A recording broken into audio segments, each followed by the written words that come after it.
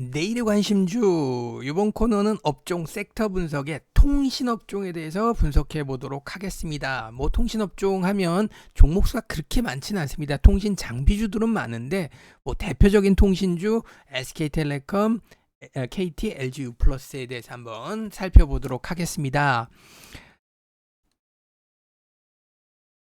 자, 대표적으로 무선전화 시장 점유율로 표현을 해드렸는데 과거서부터 SK텔레콤이 50% 시장 점유율 그리고 KT가 30% 또는 뭐 35% 정도 시장 점유율 그리고 LG 플러스가 한 15%에서 20% 시장 점유율을 계속 왔다 갔다 하면서 뭐 인구수가 더 이상 늘어나지 않는 범위 내에서는 서로 제살 깎아먹기 뺏어먹기죠. 광고로 뺏어먹기고 뭐 이동통신 사용자들도 뭐 2년마다 변경해가면서 왔다 갔다 하는 부분이고 전체적인 시장 점유율은 저 정도 수준에서 유지가 되고 있었습니다. 그래서 이렇게 보면은 스마트폰 기준으로 4,400만 명 정도가 가입하고 있고요. 나머지는 여전히 피처폰을 사용하고 있습니다.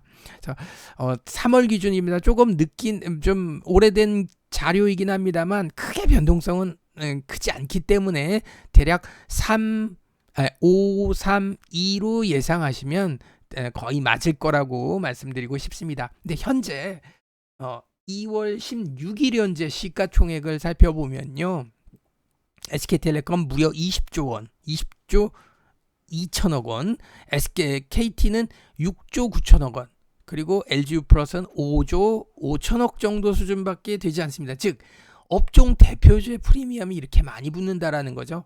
그래서 왜 대장주를 사야 되느냐라고 했을 때 항상 대장주가 실제로 그 전체 업종을 끌고 나가는 힘이 있다 보니까 프리미엄을 받습니다. 그래서 업종 프리미엄이라고 있죠. 그 업종 프리미엄을 받고 뭐 다른 업종도 다 비쌉니다. 그래서 적어도 시가총액이 일반 종목들보다는 조금 더 비싸게 쳐주는 형태를 취하기 때문에 항상 제일 먼저 치고 나가고 제일 비싸다라는 거 잊지 않으셨으면 좋겠습니다. 근데 실제로 2020년 매출로 살펴보면요.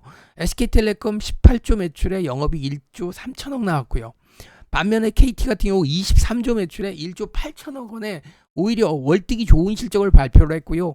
LG U+도 막내긴 하지만 매출 13조 원에 영업이익 8,800억이 나왔습니다. 그런데 시가총액 비교해 보시면 엄청난 차이가 있죠. 단도직입적으로 말씀드리면요.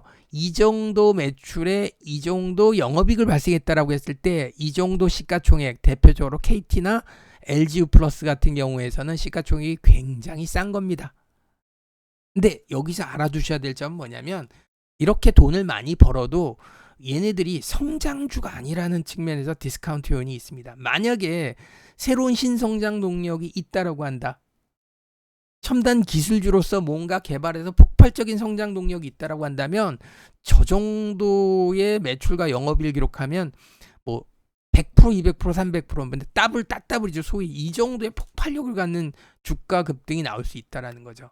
즉 굴뚝주에 뺏어 먹기다 보니까 서로 찢어먹기다 보니까 분명히 상당히 좋은 내용의 매출과 영업이익을 달성했음에도 불구하고 시가총액이 좀 많이 디스카운트 됩니다. 그러나 여기서 포인트는 똑같이 찢어먹기인데 코로나19 때문에 OTT 시장이 커지고 즉 미디어 시장이 커지고 이러면서 단순한 스마트폰 부분의 실적만 갖고 움직이던 통신사가 아니라는 겁니다.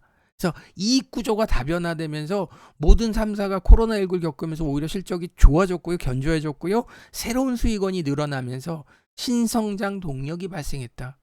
그렇기 때문에 내용만 놓고 보면 절대적으로 지금은 통신주를 가져가야 되는 시점이다라는 거죠. 좀 통신주 같은 경우 더디다, 늦게 간다, 되게 움직임이 둔하다라는 선입견을 갖고 있는데 지금 현재 2020년의 결과물을 놓고 봤을 때 통신사들은 오로지 스마트폰에 여러분들이 내는 통신료 갖고만 먹고 사는 회사가 아니라는 것을 알 수 있고요. 재작년에 비해서도 확실히 좋아지고 있는, 체질적으로 좋아지고 있기 때문에 분명한 건 지금 위치도 주가, 시가총액으로 봤을 때 굉장히 싼 위치. 그래서 중장기 투자 관점에서는 좋은 시점이지 않겠느냐. 물론 SK텔레콤이 프리미엄을 받고 있습니다. 왜? SK텔레콤이 하이닉스라는 공룡 자회사를 갖고 있어요. 20% 지분을 갖고 있는데 얼마 전에 SK하이닉스가 100조를 찍었죠. 시가총액 100조를 찍었습니다. 어처구니 없지만 SK텔레콤이 최초의 SK하이닉스를 인수할 때 뭐 얼마 들이지도 않았는데 지금 지분가치 뭐 쉽게 계산할게요. 시가총액 100조를 찍었을 때 20%의 보유 지분 가치가 무려 20조입니다. 상상이 가십니까? 물론 뭐 보유 지분 가치를 바로 계산하진 않지만 적어도 SK텔레콤이 갖고 있는 SK하이닉스의 보유 지분 가치만 해도 시가총액이 20조 정도 나왔다라는 겁니다. 어마어마하죠. 그러니까 그런 걸 감안하면 SK텔레콤의 시가총액 20조 원도 결코 비싸지 않다라고 말씀드리고 싶습니다. 자, 그럼 종목들 한번 차트 한번 간단히 보면서 살펴보도록 하죠. 대표적으로 SK텔레콤 이렇게 보면 뭐 등락을 계속하고 있는데 좀 큰 그림으로 보여드리도록 할게요. 조금씩 우상향하고 있습니다. 1년 내내로 봤을 때 올랐다 내렸다 올랐다 내렸다 올랐다 내렸다 다시 오를 차례네요. 기본적인 상승 추세만 유지가 된다라고 한다면 재상승 가능성이 매우 높고 아까 말씀드렸던 SK하이닉스 보유 공룡자회사죠. 공룡자회사를 과연 저렇게 내둘지는 모르겠습니다만 어찌됐든 그런 뭐 사업재편 뭐 이런 거 나왔을 때 기대 심리가 분명히 있다라는 거죠. 그리고 역시 체질적으로 SK텔레콤도 탈통신 이슈로 본다라고 한다면 투자에 적기지 않겠느냐.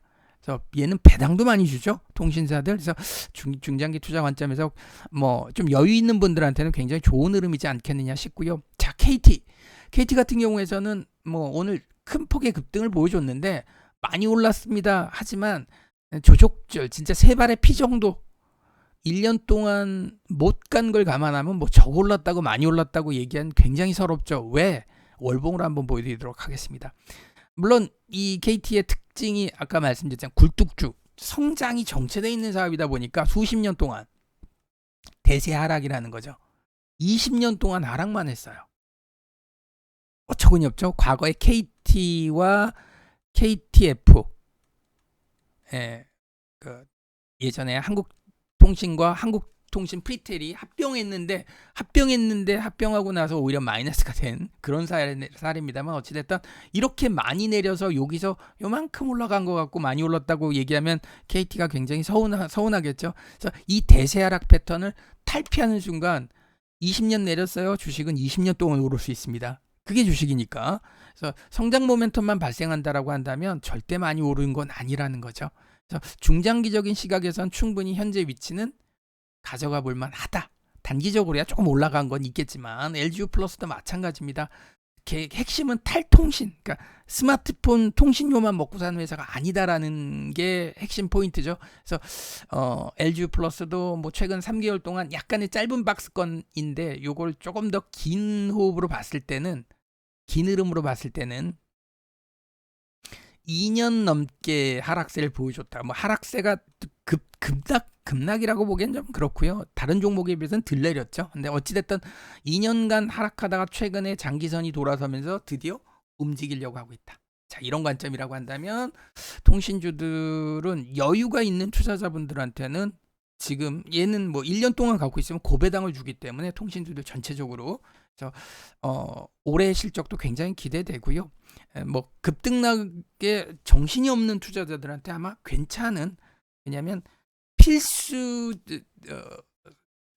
소비재 뭐랄까 통신료 자체를 뭐 국가적으로 디스카운트 즉 깎지 않는 이상은 뭐 정책적으로 깎는 경우가 있지 않습니까? 통신료 강제이나 뭐 이런 부분이 있는데 그런 정부의 정책 리스크가 없지 않고서는 여전히 탄탄한 수익을 기반으로 해서 OTT 시장, 미디어 시장의 성장과 함께 같이 수익이 그러니까 이 기업의 수익이 늘어나는 시기에 진입을 했기 때문에 투자 관점에서는 아주 적기지 않을까라고 정리를 해드리고 싶습니다.